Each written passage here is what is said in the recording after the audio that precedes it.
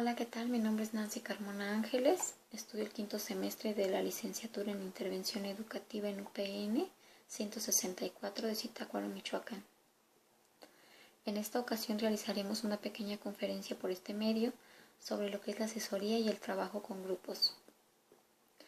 Este tema es importante para nosotros, ya que como futuros interventores, pues nos veremos dirigiendo diferentes grupos, desde grupos infantiles, de adolescentes o incluso de adultos, como por ejemplo cuando se dan las reuniones de padres de familia. Como cada grupo tiene características diferentes, es que necesitamos saber cómo asesorarlos y cómo trabajar con ellos. De esta manera podremos realizar una buena intervención y un buen manejo grupal. Vamos a definir lo que es un grupo. Por ejemplo, Olmsted nos dice que un grupo es un número reducido de personas que interactúan cara a cara. Por otro lado, Sprott nos dice que es una pluralidad de personas que interaccionan en un contexto dado. Es importante marcar que dentro de nuestra sociedad podemos encontrar una gran diversidad de grupos. Por ejemplo, los grupos primarios, que es la familia, el primer grupo al que pertenecemos y donde creamos lazos emocionales, que aunque surjan conflictos o problemas, pues seguiremos siendo parte de este grupo. También está el grupo secundario, los grupos secundarios, donde el trato es pues más impersonal. También están los grupos formales o informales. Los informales son aquellos que surgen espontáneamente, como el grupo de amigos. O los formales que se unen con el fin de conseguir un objetivo.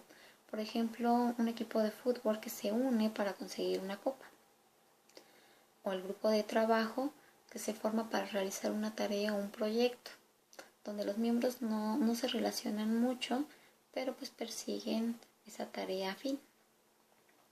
Cada grupo posee características diferentes. Podemos encontrar que también manejan un vocabulario diferente, porque no es lo mismo vernos frente a un grupo de médicos o un grupo de ingenieros, por ejemplo, o un grupo de maestros.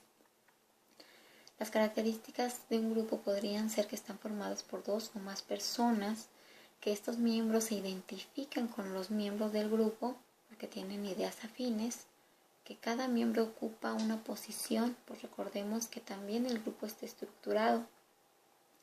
También cada miembro juega un rol dentro del grupo, donde los integrantes interactúan, persiguen objetivos o intereses y además se rigen por normas y valores dentro de su grupo. Debido a que se busca entender cómo funcionan los grupos, es que encontramos muchos enfoques que tratan de explicarnos la conducta grupal y que son importantes conocerlos. Por ejemplo, la teoría de la sintalidad grupal, que se basa principalmente en la personalidad del grupo, donde dice que la sintalidad es el total de energía disponible para el grupo. También está la teoría del intercambio, que intenta explicar la conducta interpersonal y los procesos del grupo. O sea, nos habla de la comunicación entre una y otra persona dentro del grupo. La teoría FIRO, que es formulada por Schultz, si no me equivoco, trata de explicar la conducta interpersonal, pero basándose en la orientación hacia los demás, porque nos habla de la inclusión, del control y del afecto. Recordemos que como seres humanos sentimos la necesidad de pertenecer y de no estar solos. También está la teoría de la productividad del grupo de Steiner, que nos dice o que nos habla de las exigencias de las tareas, de los requisitos que necesitamos para cubrirlas, de los recursos con los que contamos y del proceso con el que se van a llevar a cabo. En el transcurso de nuestra vida todos nos vamos a ver dentro de diferentes grupos y dentro de cada grupo desempeñaremos un rol distinto.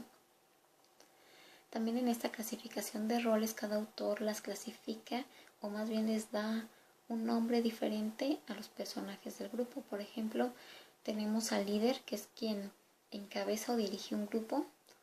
Es importante señalar que podemos encontrar diferentes tipos de líderes. Entre el que consideramos mejor, por así decirlo, es el líder democrático, que es aquel que deja participar a los demás miembros, o el líder autoritario, que es el que siempre busca imponerse, o el líder sin autoridad, que es el que se deja manejar por los demás miembros del grupo. También encontramos a personajes como el voyeur, que es un personaje que actúa de forma desagradable, no aporta al grupo y más bien se la pasa observando lo que los demás hacen. El San Bernardo, que es aquel que ayuda a las personas. Cuando en un grupo existe algún conflicto o alguien tiene un problema, el San Bernardo es quien acude primero. El chivo emisario es en el que recae toda la agresión del grupo porque es el que generalmente se culpa de todo lo malo que pasa en el grupo. El excluido es un personaje que no existe en el grupo porque aporta poco, pero bueno, no participa, aporta poco, pero tampoco causa conflicto. Es importante mencionar que todo grupo pasa por un proceso, desde que se forma hasta que se disuelve. Y en este proceso se viven diferentes etapas. Se comienza con la etapa inicial, que es donde los miembros se sienten inseguros porque no se conocen aún y no saben en quién confiar. En este proceso también encontramos etapas de conflicto, donde el conflicto se da porque no hay autoridad o las necesidades o las expectativas de los miembros pues no coinciden con las del grupo. Es cierto que pues siempre encontraremos conflicto porque van a surgir debido a las diferentes formas de pensar de los miembros. Y pues para evitar que pase a mayores, pues será necesario atenderlo de forma mediadora para que el grupo no llegue a romperse o para que ambas partes queden lo mejor conformes que se pueda. Que no siempre es fácil, pero pues tampoco es imposible. La etapa de consolidación es la mejor etapa que atraviesa el grupo porque es una etapa de armonía donde todo fluye bien, donde los miembros ya se conocen, donde han aprendido a trabajar en conjunto y donde saben pues las actividades que cada uno tiene que realizar y las lleva a cabo. Y la etapa final, que se da cuando el grupo ha alcanzado su objetivo o sus metas. En esta etapa el grupo hace una evaluación de cómo ha funcionado, cómo alcanzaron sus objetivos, qué cosas pudieron haber hecho mejor o de forma diferente, y es donde deciden si el grupo se mantiene o se disuelve. Es un proceso cíclico. Bueno, pues toda esta información dirán, ¿para qué? Bueno, cuando estamos frente a un grupo trabajando ya en el aula, observamos todo este proceso desde que el grupo se comienza a conocer, desde los conflictos que van surgiendo hasta que pues termina el ciclo escolar. Y todo ese lapso de tiempo pues pasan etapas diferentes, situaciones que enfrentar, algunas más difíciles que otras, tanto en el aspecto social como en el aspecto educativo. Por eso es importante que el profesor vaya conociendo a los alumnos, vaya viendo el rol que cada uno desempeña y que pues también integre a los alumnos que son introvertidos, que participan muy poco, motivándolos a hacer cosas nuevas, a que participen, a que formen, a que se integren. Algo que también debemos recordarle a los alumnos dentro del trabajo en el aula es que el trabajo en equipo, además de que nos permite terminar una tarea en menor tiempo y con menor esfuerzo, pues nos permite también aprender y demostrar nuestras habilidades, además de que conocemos gente nueva, convivimos, conocemos diferentes formas de pensar y hacemos amigos. En cuanto a los conflictos de las materias que mencionábamos, pues no todos aprenden al mismo ritmo, cada uno aprende de forma diferente, a unos se nos dificultan unas materias más que otras. En este caso es importante mencionar la asesoría académica que se puede dar a una sola persona o también se da al grupo completo si es necesario. Lo que el asesor hace en estas asesorías es brindar apoyo a los estudiantes en las materias donde hayan tenido conflicto, donde les haya costado trabajo aprender. Esto puede ser fuera de su horario de clases, como algo extraescolar. En esta asesoría los alumnos pueden resolver dudas y de esta manera pues tener un mejor aprovechamiento escolar. De hecho, la asesoría también se puede brindar por otra persona que no sea el profesor, pero que sí conozca del tema. Conducir un grupo pues no es tarea fácil porque cada grupo, como ya dijimos, es diferente debido a que se piensa de forma diferente. a que se tienen ideas diferentes. Así que nos encontraremos con grupos muy pacíficos a los que hay que motivar, hay que incentivar a actuar, o a grupos agresivos donde hay que identificar la causa de la agresión y actuar en consecuencia. Pero lo importante es manejar una buena comunicación dentro del grupo que sea. Por eso es que se nos habla de una comunicación centralizada, que es donde una persona, generalmente que es el líder, es quien da la información y dice lo que se va a hacer, y los demás miembros, y la red de comunicación descentralizada, que es donde todos los miembros comparten la información de lo que se va a hacer, de cómo se va a hacer. Así que esta forma descentralizada pues nos ayuda a tener un menor margen de error. Para llevar a cabo un buen manejo grupal es importante que el coordinador sea una persona responsable, que sea capaz de escuchar a los demás. También debe mostrar seguridad para dar seguridad al grupo. Debe saber reaccionar ante situaciones inesperadas, porque siempre surgen.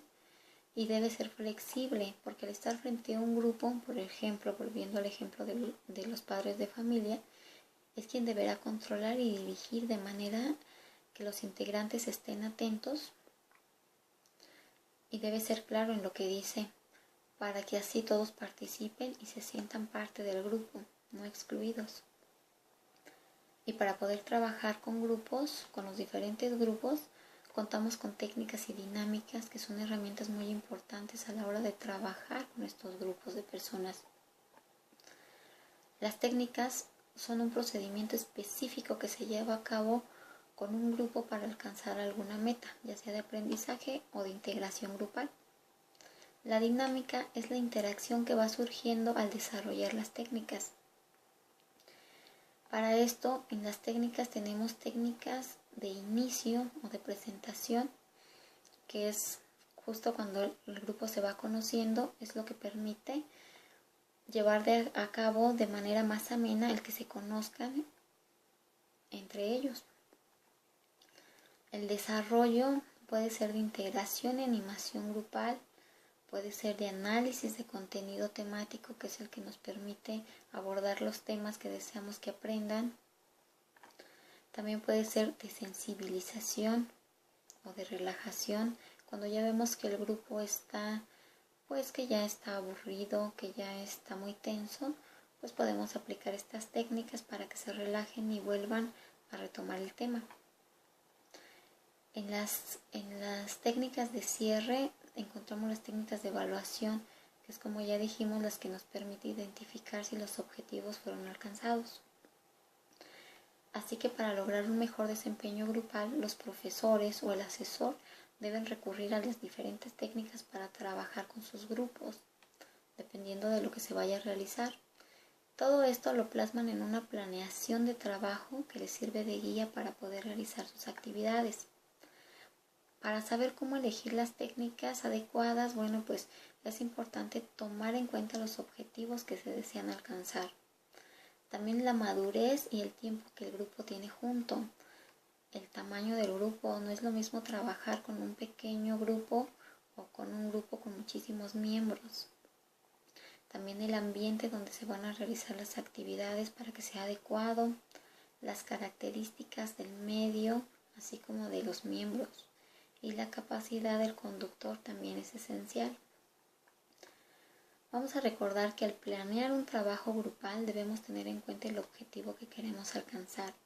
Es importante marcar el tiempo que destinaremos a las actividades, así como las técnicas y dinámicas que nos van a ayudar a realizarlas.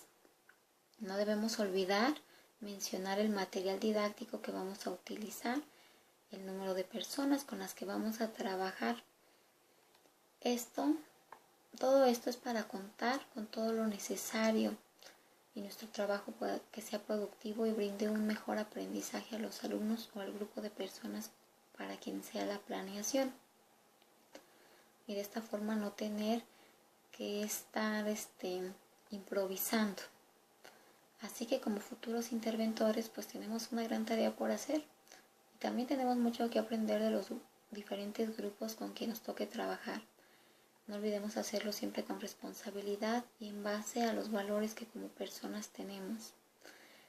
Es importante no estresarnos porque al principio pues nos será difícil porque no conocemos, no tenemos la experiencia, pero con el paso del tiempo la iremos adquiriendo, iremos sabiendo cómo trabajar de mejor manera con los grupos. Recordemos que experimentando podemos aprender también.